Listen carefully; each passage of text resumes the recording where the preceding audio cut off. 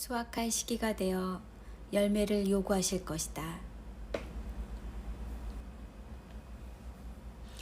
주님께서 직접 오셔서 가르쳐 주신 말씀에는 일관성이 있다. 그 중에 하나는 열매에 관한 것이다. 신자의 인생은 열매 맺은 것으로 각종 비유를 들어 강조하시고 또 강조하셨다.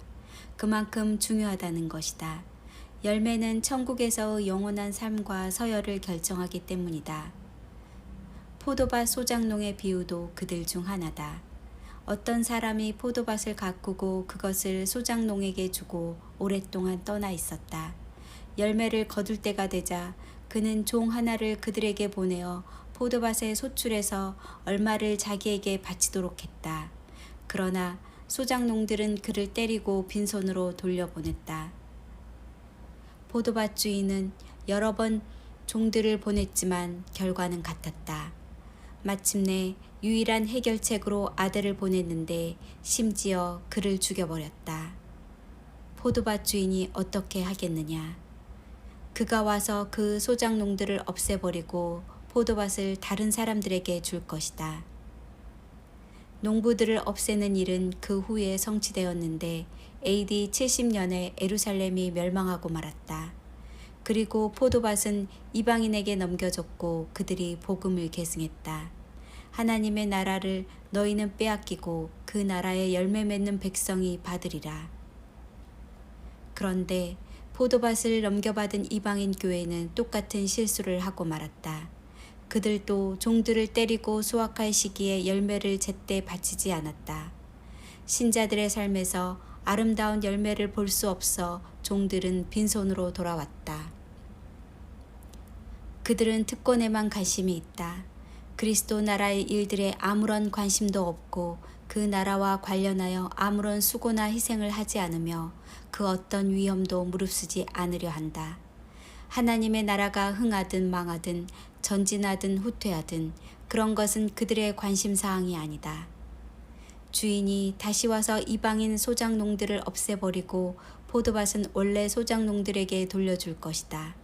과연 그들이 나라를 다시 회복하였고 그때가 오고 있다. 주인이 소작농에게 수확을 요청하려고 올 것이다. 그러나 모든 소작농이 악한 종은 아니었다. 열 문화와 달란트의 비유에서는 충성스러운 종들도 있었다. 달란트 비유에서는 3명만이 등장하지만 열 문화의 비유에서는 10사람이 등장하는데 이는 모든 신자들을 상징한다. 내가 올 때까지 장사를 해보라. 그 사람은 왕위를 받으러 먼 나라로 갔고 마침내 왕이 되어 집으로 돌아왔다. 그리고 종들을 불러 장사한 결과를 요구했다. 주인님, 주인님의 한 문화로 10문화를 만들었습니다. 착한 종아, 네가 작은 일에 신실했으니 10개의 고을을 다스리라.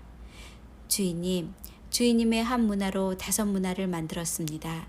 착한 종아, 네가 작은 일에 신실했으니 5고을을 다스리라. 주인은 종들이 일한 것에 능력별로 보상을 하였다. 그런데 다른 종이 와서 말했다. 주인님, 보십시오. 당신의 한 문화가 여기 있습니다. 그는 왜 달란트와 문화를 땅에 파묻어 놓은 것일까? 현대 신자들과 교사들은 일할 필요가 없다고 가르친다. 하나님의 은혜로 아무것도 하지 않는 것이 가장 안전한 교리라고 생각했다. 악하고 무익한 종이 받은 결과는 조금씩 다르다. 달란트 비유에서는 바깥 어두운 곳에 쫓겨나 거기에서 이를 갈며 울었다. 열 문화 비유에서는 끌어다가 죽이라는 판결을 받았다. 첫째가 나중되고 나중된 자가 첫째가 된다. 포도밭 소작농들처럼 멸망하고 디아스포라가 되었고 로마와 히틀러에게 죽임을 당했다. 이방인 교회는 면죄부를 받을 수 있을까? 그렇지 않을 것이다. 유대인들에게는 소극적 심판이었지만 이방 교회는 알고도 그렇게 행했으니 적극적인 심판의 대상이 될 것이다. 유대인에게는 그리스도가 거치는 돌이었지만 이방인 교회는 그리스도의 말씀이 거치는 돌이 될 것이다. 하나님이 원 가지들도 아끼지 아니하셨은즉 너도 아끼지 아니하시리라. 그러므로 하나님의 인자하심과 준엄하심을 보라. 유대인들이 범죄함으로 이방인에게 구원이 이르게 되었는데 이방인들이 범죄함으로 구원이 유대인에게 되돌리는 상황이 올 것이다.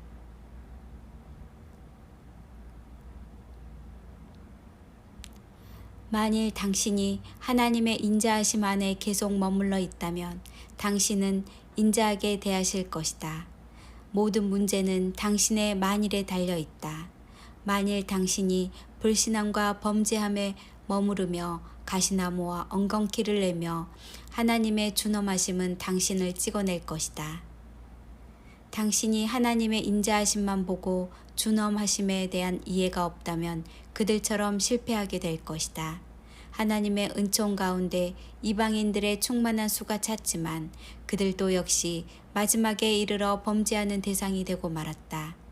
이방인 교회에 대한 심판은 현재의 상태로 보건대 피할 수 없을 것이다.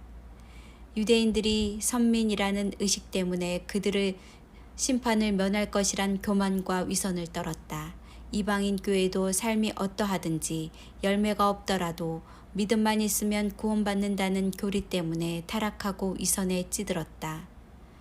오 하나님의 부요와 지혜와 지식의 깊음이여, 누가 주님의 마음을 헤아리고 그분의 길을 찾아낼 수 있습니까? 그리스도인은 두 종류의 신자들이 있다. 아름다운 열매를 맺는 신자들과 나쁜 열매를 맺는 신자들이다. 나쁜 열매는 맺지 않지만 아름다운 열매가 없는 신자들도 있을 것이다. 주인이 다시 오실 시간이 되었다. 수확할 시기가 되어 소작농들에게 열매를 요구하실 것이다. 많은 열매를 맺는 신부들은 기뻐하십시오. 그분이 오셔서 그들의 수고에 대한 보상을 분명하게 시행하실 것입니다. 그럼에도 다만 우리는 무익한 종이라 우리가 하여야 할 일을 한 것뿐입니다. 말할 수 있을 것입니다. 하나님께서 우리를 끝까지 사랑하신 은혜입니다. 아멘.